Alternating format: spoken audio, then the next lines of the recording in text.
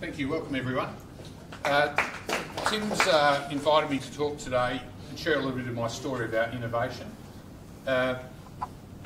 We're in the construction industry, so when we started our company 20 years ago, there was a gap in the design market, so we decided to start a design business to deal with the gap. I didn't think it was that innovative at the time, but as it turned out, it has been a little bit of a session that just continues on the theme. So I just want to talk about what does innovation actually mean and share a little bit of my story. And I'll give you a couple of examples recently that I've experienced live, which goes back to the comment about if the pace of change outside your business is a lot faster than your business, the end is nigh. So we had a challenge on a building job where we had to get a piece of glass, and in Australia it was $50,000 for a swimming pool window. We had it priced in China, it was $8,000 delivered to Perth, and we thought, wow, something's going on. The client paid us to fly to China to check it. The quality was amazing. I was really surprised. It was the first time I'd been to China, and the myth for me about China was busted. I've never met more friendly people, so many opportunities, and in terms of the products, someone will grab that before it disappears. In terms of the products that were available, it came down to if you paid a good price, you could get a good product, and if you paid a poor price, you could get a poor product. So in terms of how Australia's view of China is, it really was, from my perspective, formed when cheap Chinese products were brought into Australia based on price, like Chinese toys, and they would break quickly.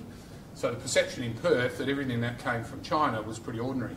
When I went there and saw the glass, then experienced the hospitality, the red wine, the beer, the multi, the late nights, I went, wow, this is a pretty amazing place. I came back with a big eye from China.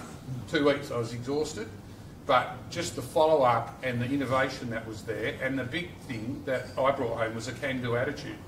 It wasn't about whether or not you were going to do it, it was just a case of when are you doing it and how's it happening.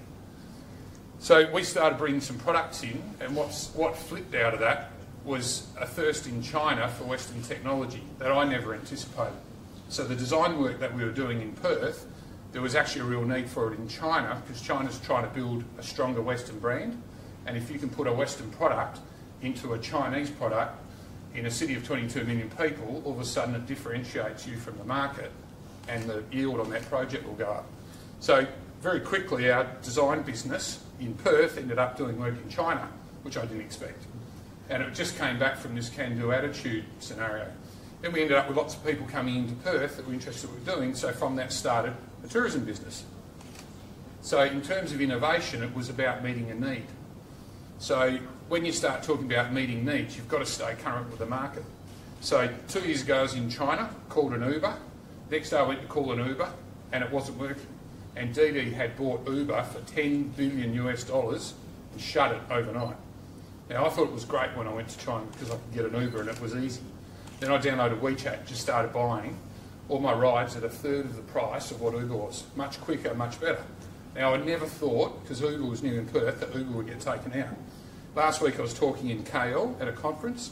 I got an Uber on I think it was a Monday night. I was in the lift on 34th floor of a building. By the time I got to the bottom, Uber had been closed in Malaysia. And a company called Grab, that I'd never heard of before, have bought Uber for $6 billion in Malaysia and shut them. And I was like, wow, I could not imagine how quickly that Uber were going to become irrelevant in the market. So for us, it's about construction's part of what we do, design's part of what we do, the tourism's part of what we do, and it's just to keep moving faster and faster. So having this incubator contest here, I think is quite amazing.